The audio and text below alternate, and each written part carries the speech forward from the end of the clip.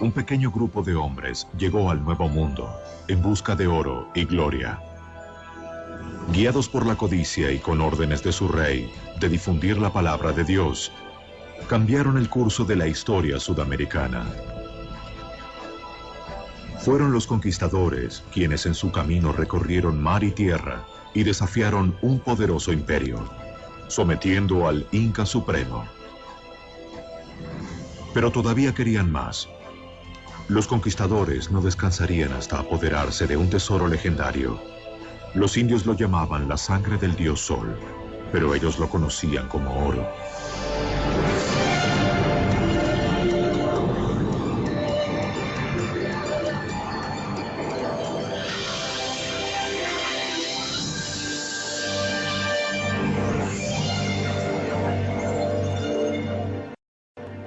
Pizarro y los incas.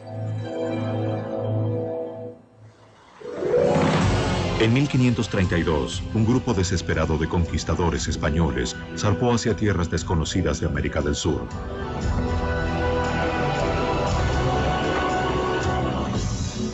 Su líder, Francisco Pizarro, ya había explorado ese territorio 2 veces, atraído por los relatos de una fortuna en oro.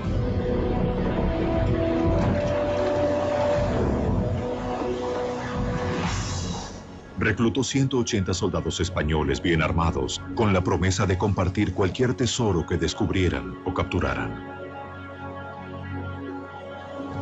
Zarparon desde la ciudad de Panamá y desembarcaron cerca de Tumbes, en lo que actualmente es Perú. José Antonio del Busto de Uturburu ha estudiado cuidadosamente las crónicas de los conquistadores.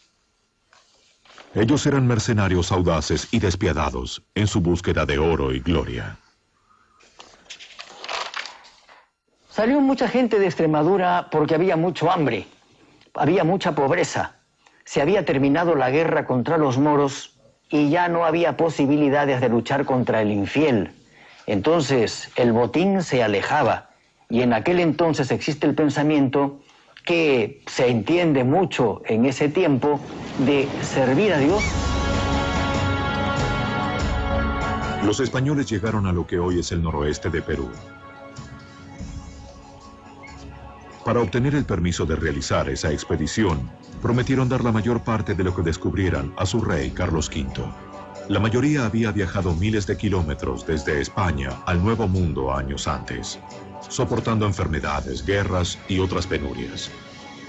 Allí esperaban hallar El Dorado, una tierra fabulosa, tan rica en oro, que los enriquecería más allá de sus sueños.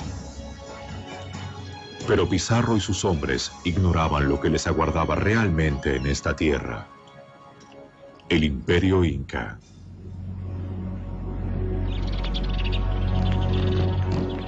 Sin que los españoles lo supieran, el Inca observaba cada uno de sus movimientos. Sus mensajeros avanzaban en postas sin detenerse, llevando noticias de los invasores. Ellos utilizaban una extensa red de caminos en los Andes de 1600 kilómetros hacia Cusco. Cusco era la residencia del rey Dios, el Inca Supremo, Atahualpa. En cuevas sagradas, Atahualpa consultó un oráculo.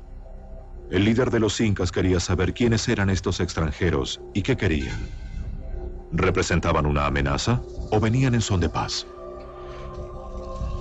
Siguiendo antiguos rituales, el sacerdote esparció hojas de coca e intentó interpretar el futuro por medio de su disposición. Según la leyenda, el sacerdote profetizó a Atahualpa que moriría en manos de estos invasores. Pero Atahualpa decidió no enfrentarse con los españoles. No consideró este grupo de hombres como una gran amenaza. Él podía reunir un ejército de 1000 hombres en cuestión de días. Durante el viaje, el calor y el hambre hicieron mella entre los españoles. Uno escribió: «El sol arde directamente sobre nuestros hombres, que están por desvanecerse de cansancio. No se ve más que arena y montañas abrasadas».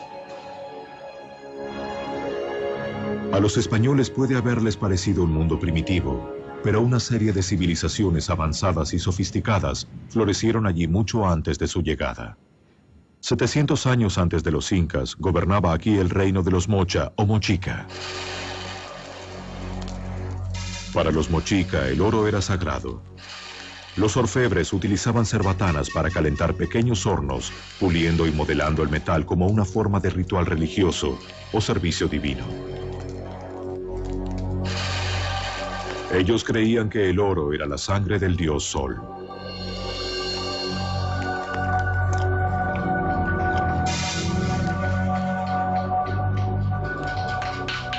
Con herramientas sencillas crearon obras de arte elaboradas. Decoraban los templos del rey Sol y las tumbas de los nobles. Solo el rey tenía permitido vestir adornos de oro como prueba de su posición divina.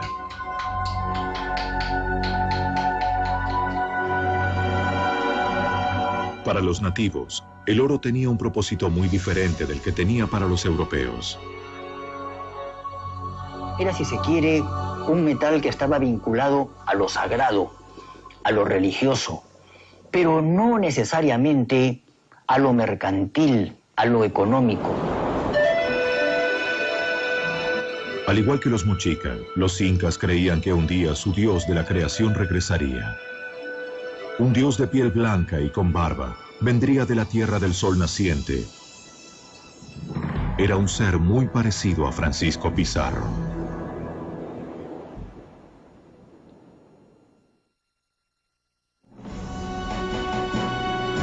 El conquistador Francisco Pizarro y su pequeño grupo de soldados españoles alcanzaron los límites del Imperio Inca en 1532. Fueron atraídos a lo que actualmente es Perú en busca del legendario oro. Cuando él y sus hombres llegaron a una región llamada Tahuantinsuyo, no supieron descubrir el tesoro que yacía literalmente bajo sus pies. Cuando Francisco Pizarro desembarca en Tumbes, todavía no tiene una noción de que el Tahuantinsuyo es un imperio. Incluso cuando camina por la costa del Perú, ignora por completo él y sus soldados que allí había muchas riquezas enterradas de las antiguas culturas preincaicas. 500 años antes habían estado los mochicas. La tumba del señor de Zipán es un ejemplo. La ignoraron los españoles. Naturalmente era una sepultura bajo tierra, pero tan cuidada por los indios que ellos no se llegaron a percatar. Las cámaras funerarias mochicas de Zipán contienen más riquezas en oro y plata que cualquier otro lugar del Nuevo Mundo. Actualmente los arqueólogos desentierran lo que los conquistadores pasaron por alto. E incluso ahora, los tesoros deben ser vigilados cuidadosamente. Para evitar saqueos, la policía patrulla los lugares de excavación. A principios de 1987, unos saqueadores de tumbas lograron hacer un túnel hacia una de las tumbas y se llevaron 11 bolsas de tesoros. Unos arqueólogos llegaron semanas más tarde y aseguraron el lugar. Incluso después del saqueo, la tumba contenía asombrosos tesoros artísticos. Estos eran los lugares de inhumación de los señores de Zipán, los gobernantes mochicas que se adornaban con la sangre de su dios Sol. Este lugar, localizado al noroeste del Perú, ha quedado virtualmente sitiado desde su descubrimiento. El doctor Walter Alba es supervisor de excavaciones. Y bueno, había siempre sus disparos en la noche, sus gritos, sus amenazas, algunos intentos, 2 intentos de saqueo que penetraron adentro del lugar para tratar de asaltar, y incluso hubo un herido que la policía disparó contra él y desapareció, nunca supimos quién fue. Pero aún así, algunos objetos han sido saqueados. Una de las piezas más hermosas de la tumba, una máscara de oro molido con ojos de lapislázuli, se encuentra ahora en manos privadas.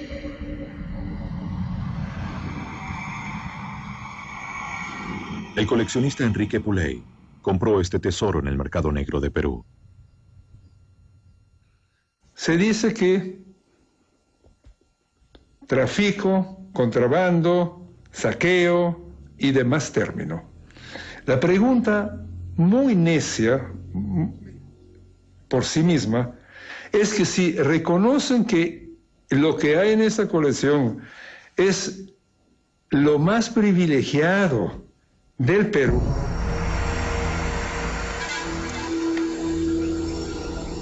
Robaron gran parte del tesoro mochica de Zipán en 1987, pero escapó de las manos de Francisco Pizarro y sus hombres en 1532. El imperio mochica había desaparecido hacía mucho tiempo y su oro se hallaba escondido y a salvo de los españoles. Todo lo que hallaron los conquistadores fueron ruinas, donde procuraron refugio por la noche. En su búsqueda de oro, viajaron durante meses y se hallaban a miles de kilómetros de distancia de su hogar. Entonces comenzaron a aflorar las dudas. Obtenían consuelo dedicando himnos y plegarias a la Virgen María. Para estos hombres, no había vuelta atrás. Se habían marchado de España para escapar de la pobreza. Estaban preparados para arriesgar sus vidas ante la posibilidad de hallar una fortuna en el Nuevo Mundo. Más que tú, solo Dios, solo Dios. Francisco Pizarro prefería una vida de aventuras antes que el tedioso trabajo de cuidar cerdos, su ocupación anterior.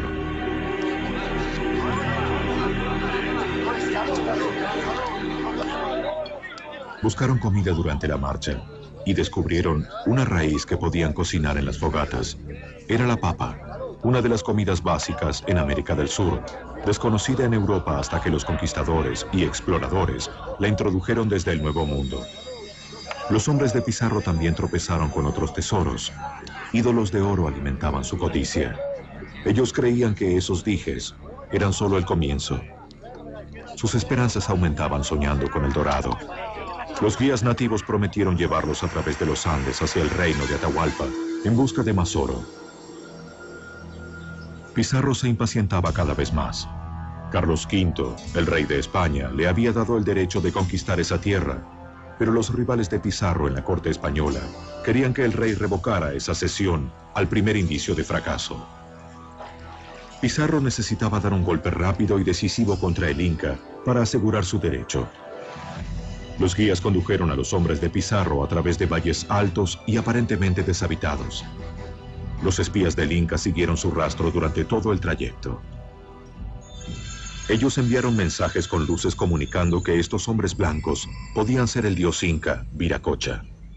Atahualpa demoró para enfrentar a Pizarro debido a que tenía mucha curiosidad, porque los indios tayanes de Tumbes y de Piura le habían dicho que los españoles eran dioses, el dios Viracocha que venía. Y él en un principio lo creyó y creyó que venía a felicitarlo. Los soldados españoles profanaron algunas tumbas incas y varios de ellos sufrieron muertes misteriosas. Gases altamente tóxicos e inflamables se habían generado dentro de las tumbas selladas. El doctor marino Orlando Sánchez Macedo cree que esos gases mataron a los ladrones. Ese gas, si usted está cerca y usted va a oler, le va a afectar a los pulmones. Es más o menos como quien dijera que lo va a secar, se vuelve amarillo y finalmente muere. Se enflaquece y muere. Sucede de que los minerales están cargados de ese gas. Pero saben estas gentes cómo sacar, cómo extraer todo esto. Entonces con una gran barreta van a hacer el hueco y va a salir el gas. Pero para eso van a poner fuego afuera, candiles, para que ese gas se consuma inmediatamente. Y ellos obviamente tengan que sacar los tesoros que se supone pueden haber o no.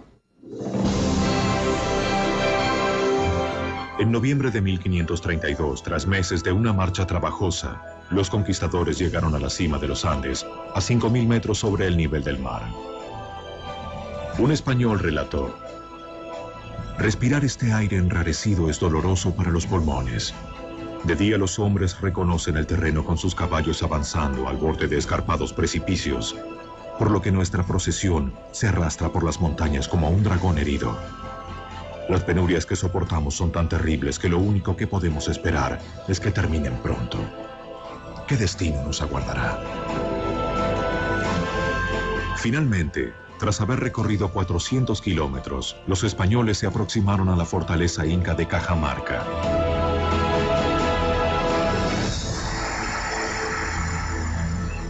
Su llegada no constituyó ninguna sorpresa para el rey. Los mensajeros lo habían mantenido informado sobre el avance de los españoles, y él sentía cada vez más curiosidad. ¿Eran hombres o dioses los que se aproximaban? Los conquistadores continuaron avanzando. Al llegar al corazón de las tierras incas, los españoles comprendieron que se trataba de un pueblo avanzado, que poseía sistemas de agricultura completamente desarrollados, una rica cultura y un ejército poderoso. Conquistar a los incas no resultaría fácil para los españoles. Al llegar a Cajamarca, Pizarro supo que no podría organizar un ataque sorpresa. Envió a sus mejores hombres adelante para explorar la ciudad. Aparentemente la fortaleza había sido abandonada. ¿Qué razón podían tener los incas para abandonar semejante fortaleza? ¿Se trataba de una trampa? Los españoles temieron una emboscada.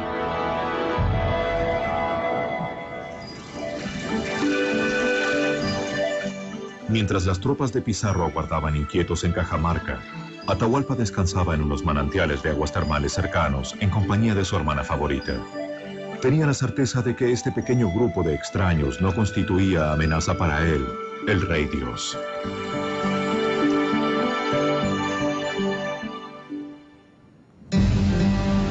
Sin embargo, Pizarro estaba ansioso por conocer a Atahualpa y envió emisarios.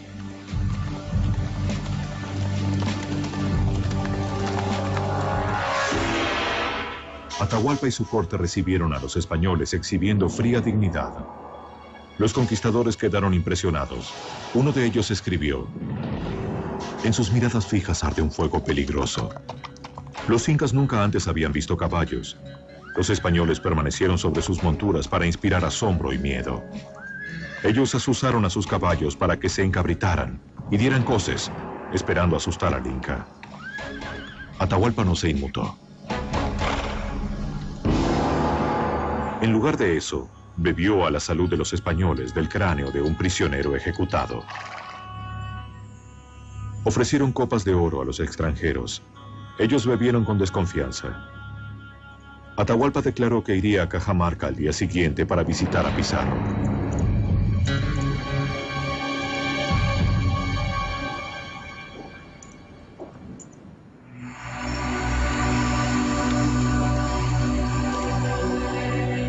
Al caer la noche, las fogatas del campamento del ejército inca ardieron en todas las colinas que rodeaban la ciudad.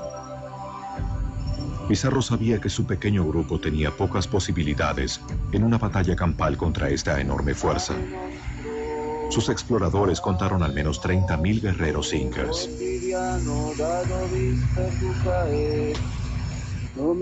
Durante la noche del 16 de noviembre de 1532, los españoles oraron juntos creyendo que sería la última vez. Uno de ellos escribió: el miedo cubre a los hombres como un manto negro. Ahora todos pueden ver con claridad la locura de esta empresa. Todos sabemos que solo un milagro puede salvarnos. Y unos cuantos tal vez se pregunten si el cielo los considera dignos de ese milagro. Con las primeras luces, Pizarro ordenó a sus hombres prepararse para la batalla. Pero la muerte parecía más probable que la victoria.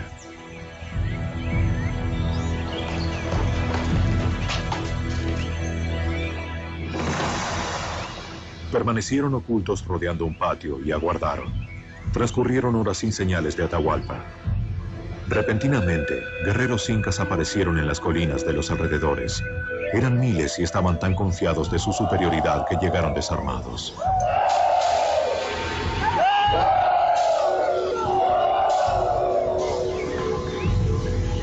Los españoles se inquietaron, pero solo podían esperar.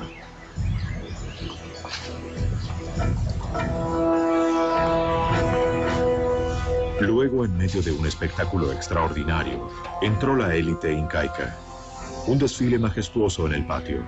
Cientos de sirvientes limpiaron el sendero para el dios rey.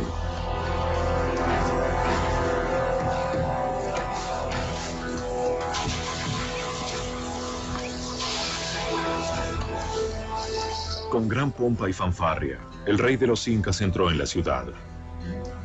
Los nobles incas más importantes rodeaban a Atahualpa, transportándolo en un suntuoso trono de oro.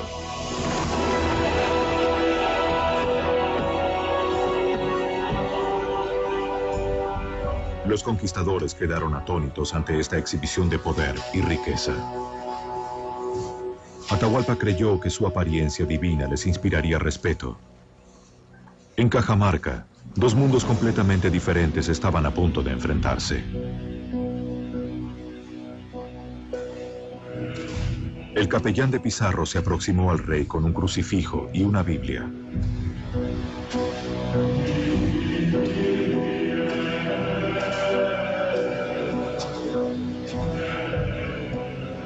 Exigió a Atahualpa que renunciara a sus creencias paganas y se sometiera al bautismo y a la corona española.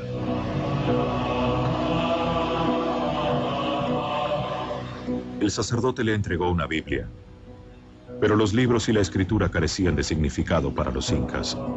Atahualpa inspeccionó la Biblia. No encontró magia ni valor en ella. La arrojó al suelo. Para los españoles eso fue blasfemia. Pizarro ordenó a sus hombres que abrieran fuego contra los desarmados guerreros incas.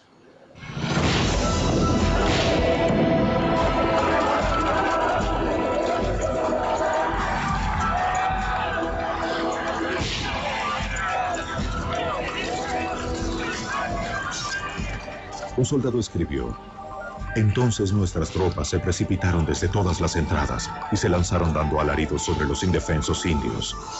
Cortaron en pedazos a los incas desarmados con sus espadas, como si estuvieran cortando rebanadas de pan. Fue una matanza atroz. Había hedor de sangre y muerte. El enorme ejército inca quedó paralizado ante este feroz ataque. El rey Sol fue derribado. Pizarro lo arrestó. Sabía que conservando a Atahualpa con vida tenía a todo su imperio detenido. Declaró a sus hombres: nadie que valore su vida tocará al Inca. Pero la guerra mágica, cuando cae el jefe, entonces eso quiere decir que la guerra mágica cesa de regir. Y a partir de entonces reina la acefalía, reina el desgobierno. Estremecieron el imperio inca hasta sus raíces. Con un solo golpe, Pizarro capturó al dios rey. Pero incluso sin su líder, algunos incas se resistieron en todas las formas posibles. El imperio dorado de los incas era vasto y se extendía 3.200 kilómetros, desde la actual Colombia hasta Chile. Su población era de 12 millones de personas. Estas personas habían desarrollado un moderno y floreciente sistema de agricultura más avanzado que el español. Ningún habitante de este país tenía hambre jamás, debido a que buenas cosechas proporcionaban abundantes reservas de alimento.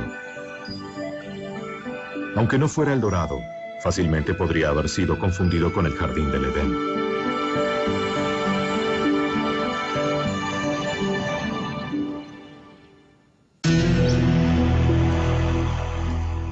Pero para Atahualpa se había convertido en el infierno.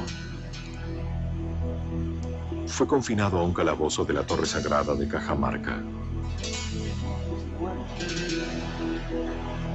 Se lo mantuvo bajo estricta vigilancia. Pero Pizarro le concedió cierta libertad. Conservaba a sus 3 esposas principales y continuó conduciendo los asuntos de Estado. Él contaba con quipus, cordones atados que servían para llevar la cuenta de personas e impuestos y mandar mensajes. Quería asegurarse de que la ley y el orden regían en su reino.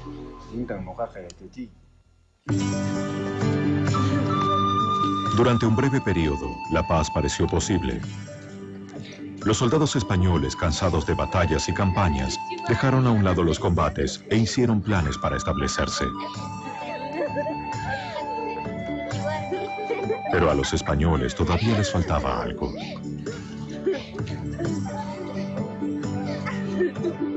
A pesar de su victoria, los conquistadores habían visto muy poco de lo que habían venido a buscar.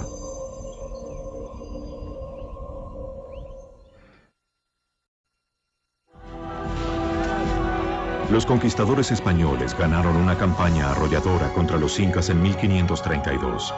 Con la captura del dios rey inca, el jefe de los españoles, Francisco Pizarro, creyó que la tierra y todo lo demás le pertenecían.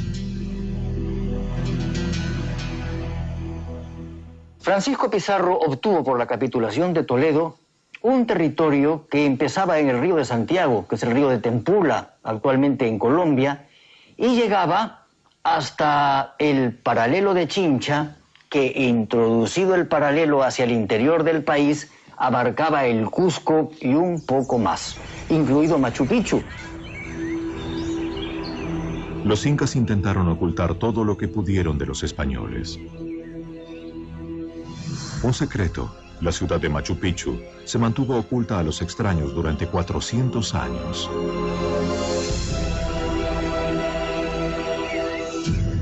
Con la certeza de que los incas estaban escondiendo enormes tesoros, los españoles se volvieron más suspicaces, pero un lazo surgió entre Pizarro y Atahualpa. El español, analfabeto, permitió que su rehén aprendiera a leer y escribir. Atahualpa se hallaba bajo control español, pero sentía que lo necesitaban. Sabía dónde habían escondido el oro los incas. Proporcionó indicios y les indicó pequeños escondites, pero los españoles querían más. Pizarro y sus hombres marcharon a través del imperio en busca del oro. En una expedición cerca del Cusco, se encontraron frente a los poderosos muros de la gigantesca fortaleza de Sacsayhuamán. Aquí y en otros rincones del imperio, grupos de incas se resistían a los españoles. Hasta el día de hoy continúa siendo un misterio cómo los incas construyeron esa fortaleza. La cantera más cercana se encuentra a 45 kilómetros de distancia y muchos de los bloques tienen 5 metros de altura y pesan casi 120 toneladas. Los españoles estaban asombrados por el exquisito trabajo. Los bloques enormes coincidían perfectamente. Pero los conquistadores habían superado todos los obstáculos para llegar a ese punto. No querían ninguna otra cosa que no fuera la victoria. Los conquistadores atacaron la fortaleza y la capturaron. Con el correr de los años, someterían a todo el imperio incaico bajo el dominio español.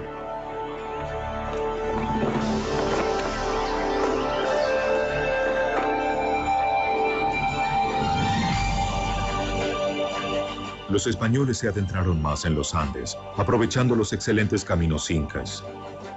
Cuanto más oro buscaban, más desesperados y salvajes se volvían. La tortura se convirtió en un método común para los conquistadores. La crueldad de los españoles quedó registrada por un artista indígena de la época. Sus dibujos son uno de los pocos relatos auténticos de las atrocidades. La codicia de oro y el deseo de convertir a los indígenas al cristianismo alcanzó un punto máximo de tortura y brutalidad.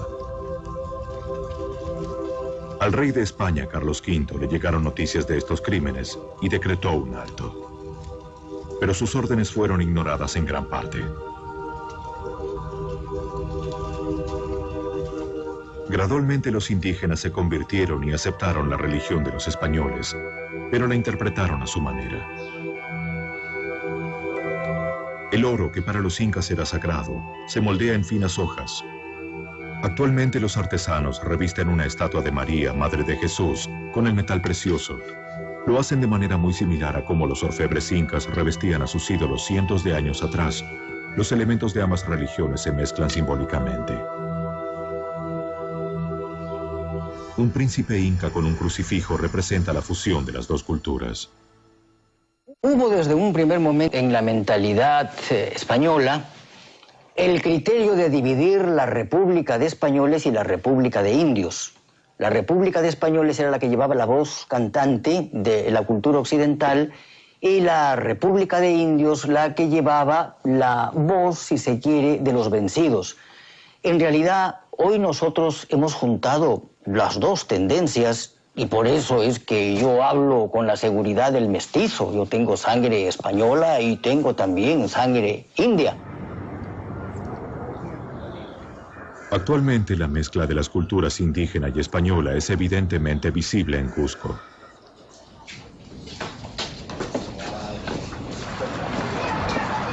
Hace 700 años este era el centro del mundo incaico.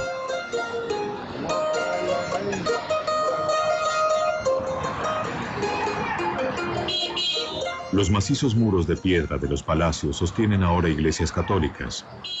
Los trazos del pasado se funden con los del presente. En 1532, la búsqueda de tesoros de los españoles se concentró en el jefe incaico Atahualpa. Los hombres de Pizarro comenzaron a sentirse engañados y empezaron a desconfiar de la amistad que los dos líderes parecían compartir. Pizarro incluso había enseñado a su rehén a participar en juegos de mesa. Pero los dos hombres se encontraban sumergidos en una batalla mucho más letal. Se estudiaban mutuamente con cuidado, conscientes de que eran parte de un delicado equilibrio.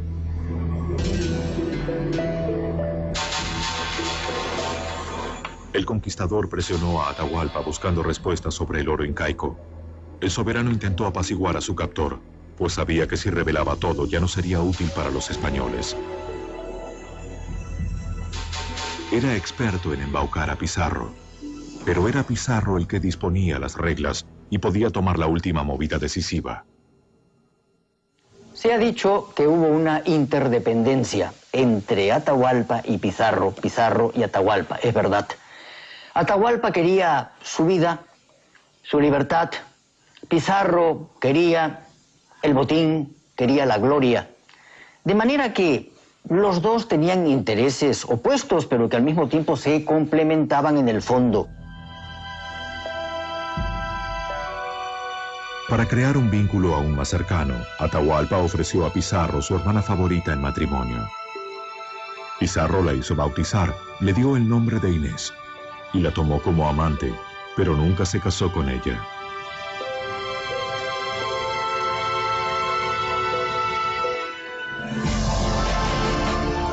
Los conquistadores tenían un único amor, el oro.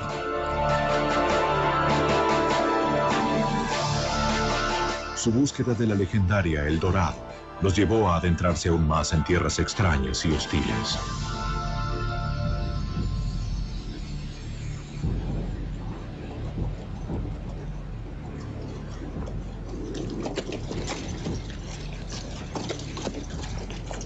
Se aventuraron lejos hacia el sur en expediciones estériles.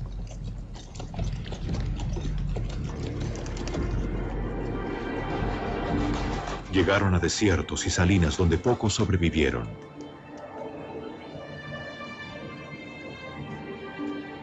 Unas extrañas criaturas, los flamencos, parecían ser los únicos animales que podían vivir en un lugar tan inhóspito.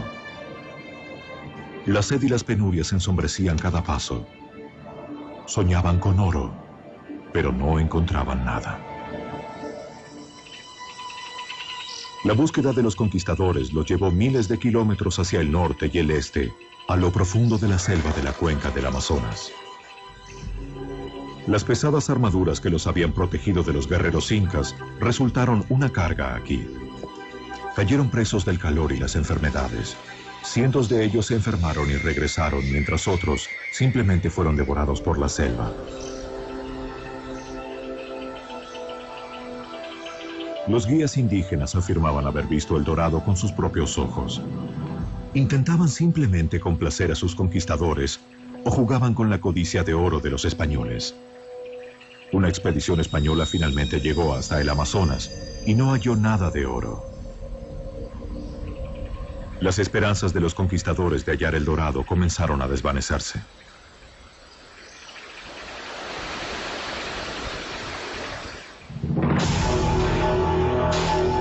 Los españoles concentraron su creciente frustración en Atahualpa. Pizarro lo acusó de mantener oculto su tesoro. Atormentó incansablemente al rey.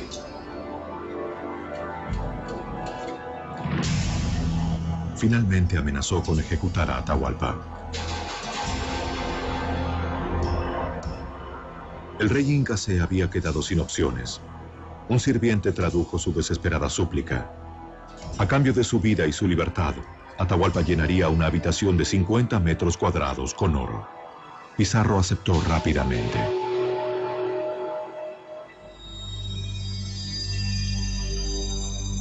La autoridad absoluta del jefe inca fue revelada por última vez. Convocó a sus súbditos y llegaron de todas partes del reino trayendo oro para pagar por su vida.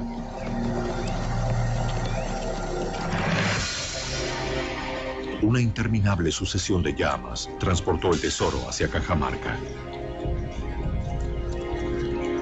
Los indígenas trabajaron durante 3 meses para entregar ídolos de oro y bolsas llenas de metales preciosos. Hasta el día de hoy continúa siendo un misterio dónde habían estado escondidas estas enormes riquezas. Bajo la mirada vigilante de los españoles, reunieron el rescate en una reluciente montaña.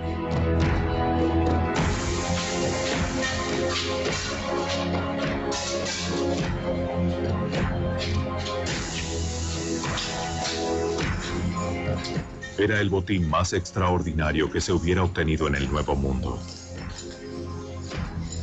Los españoles hicieron cuentas muy precisas.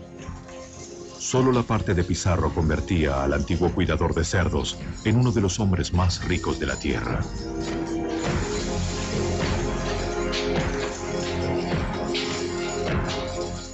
Pero antes de que el valor final hubiera sido siquiera calculado, se suscitaron disputas sobre cómo debía ser dividido. Deslumbrados por esta fortuna, los conquistadores comenzaron a preguntarse si podían obtener todavía más tesoros de los incas. Si se habla de los tesoros del Perú, tenemos que hablar también de los tesoros por descubrir en el Perú. Yo creo que existen, porque lo que se ha descubierto, creo yo que es fruto de la casualidad más que de la excavación científica. Y claro está, tumbas, hay muchísimas, lo que pasa es que no han sido localizadas, me refiero a tumbas importantes, y dentro de ellas, indudablemente, hay gran riqueza. Los periódicos peruanos aún informan sobre buscadores ilegales de tesoros. Esa parte no es tan... Y es bien rocosa. ¿Tú te acuerdas que me estabas enfocando a lo profundo, no? Ajá. Porque hay cosas raras así. Sí, es que es como las dos piedras.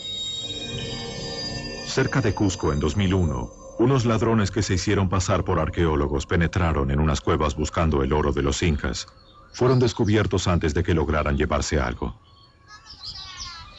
A lo largo de todo el país, los niños a menudo descubren antiguas vías de entrada escondidas en las bases de los edificios incas. El rumor se extiende rápidamente y los cazadores de tesoros saquean todo lo que encuentran. Peligroso. ¿Por qué? Ciegos, la salida también es peligrosa. Hay que entrar para ver qué. ¿Puede? Sí, por aquí. Vamos entrando.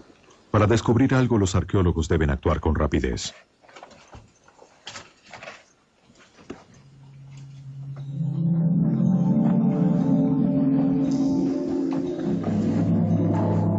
La investigación de cualquier caverna presenta graves peligros.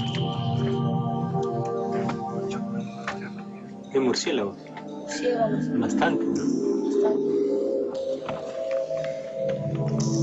Aquí, estos muros de 1700 años de antigüedad podrían derrumbarse fácilmente.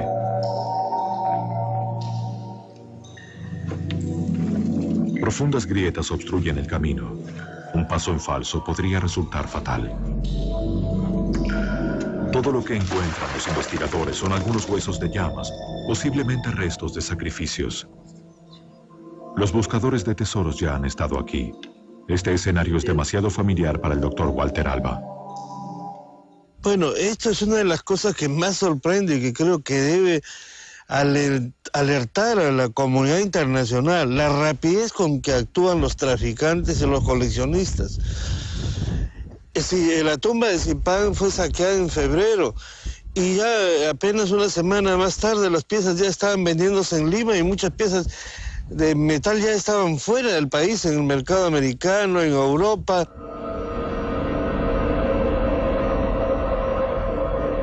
Robo, chantaje, mentiras e intriga. Pareciera que la herencia de los conquistadores es la eterna codicia del oro incaico. Para Atahualpa, las riquezas de su país provocaron su caída. Él había abrigado esperanzas de comprar su vida con el rescate del rey, pero Pizarro no mantuvo su parte del trato. Ya no necesitaba al rey e inventó cargos. Poligamia, conspiración y adoración de falsos ídolos. Pizarro lo condenó a muerte. Atahualpa fue condenado a muerte porque se entendió en Cajamarca que enviaba contra los españoles un ejército desde el sur hacia el norte. Era el ejército de Calcuchímac. Pizarro, que era prácticamente analfabeto, garabateó su firma en la condena a muerte. ¿Por qué lo hizo? Continúa siendo un interrogante. Es posible que el jefe español haya sido obligado por sus propios oficiales a condenar a Atahualpa. Bajo la presión de sus camaradas, traicionó a su amigo indígena. Durante la noche del 26 de julio de 1533, el dios Rey Sol fue arrastrado fuera de su calabozo en Cajamarca. Se le concedió una última elección: ser quemado vivo o convertirse al cristianismo y ser estrangulado. Eligió el estrangulamiento. Mientras el sacerdote lo bautizaba, dándole el nombre cristiano de Francisco, se le colocó una soga alrededor de su cuello. Un testigo escribió: con voz ahogada, Atahualpa rogó a Pizarro que cuidara de sus esposas e hijos.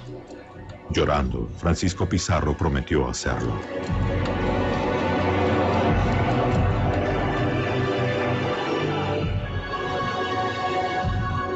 La soga se tensó lentamente. Uno de los emperadores más poderosos de la tierra murió a manos de un grupo de mercenarios.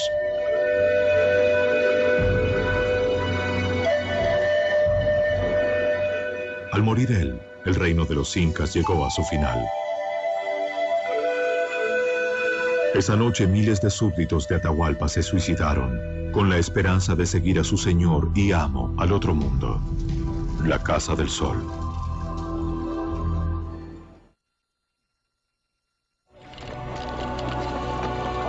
Los conquistadores españoles ahora tenían una fortuna en oro inca. Su jefe, Francisco Pizarro, ordenó que la mayoría del tesoro fuera fundido. Los orfebres indígenas se encargaron de la tarea, convirtiendo obras de arte en lingotes que podrían ser pesados y comercializados. Los hornos ardieron sin parar durante 34 días. Pero ignorantes de la metalurgia, los conquistadores no comprendieron que la mayor parte del tesoro que ellos habían saqueado era producto de aleaciones. Los lingotes que enviaron de regreso a España a menudo contenían un porcentaje alto de hierro y cobre, que valían mucho menos que el oro.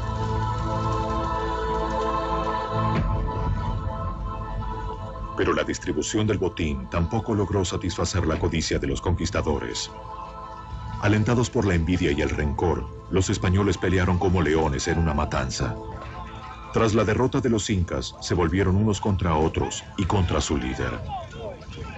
Francisco Pizarro se había ganado muchos enemigos en el camino a la victoria. 12 asesinos atacaron a Pizarro. Él peleó hasta el final, y sus últimas palabras fueron: «Vamos, fiel espada, compañera de todas mis hazañas».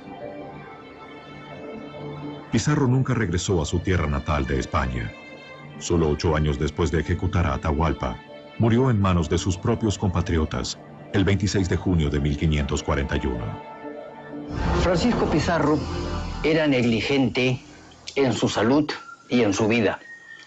No se cuidaba porque era muy sano, era muy fuerte, pero al mismo tiempo no guardaba su persona con los soldados que debería de tener. Y por eso aprovecharon los almagristas, lo asaltaron en su palacio de Lima y le causaron la muerte. Grandes cantidades de oro y plata fueron transportadas hacia España. El rey Carlos V necesitaba pagar enormes deudas.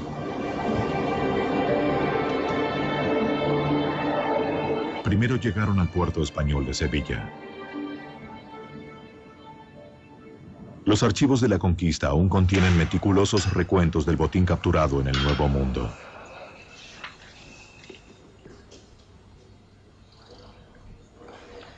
La investigadora genevieva Enrique Macías ha estudiado cuidadosamente los registros. La documentación es precisa, pero pareciera que algunos españoles encontraron formas de evadir a los recolectores de impuestos de su majestad. El valor total de lo que fue robado del Nuevo Mundo solo puede ser estimado. Es muy difícil calcular qué cantidades se trasvasaron del Nuevo Mundo al Viejo Mundo, pero el cálculo más aproximado, que quizás puede ser el de Hamilton, habla de unos 185.000 kilos de oro y unos 16 millones de plata, hasta 1.600.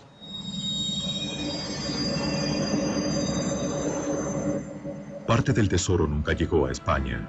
Estos barcos cargados pesadamente eran presas fáciles de los bucaneros y piratas. Y docenas de barcos quedaron atrapados en arrecifes o se hundieron durante tormentas. Junto con sus tripulaciones, muchos tesoros incas desaparecieron en el océano. Hoy inspiran un nuevo sueño: hallar los tesoros hundidos.